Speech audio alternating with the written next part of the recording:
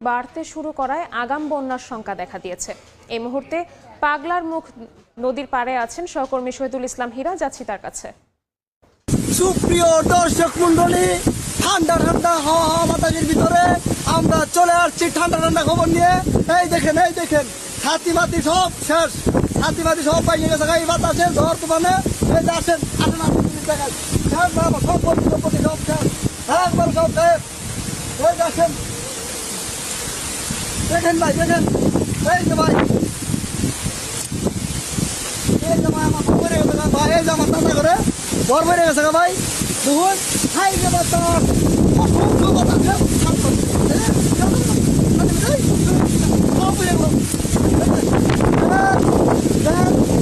কি হয়েছে দেখেন আমরা সব কাজ করে দেওয়া সম্পত্তি নষ্ট হয়ে গেছে, লাখ লাখ টাকা খরচ করে এই বর্ত হয়েছে।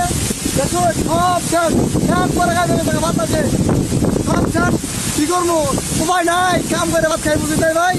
এই দুই ভাই দেখুন এই সব হাতে মাঝে সব আপনার অনেক খারাপ, ঝড় বৃষ্টি আমার না দেন ভাই।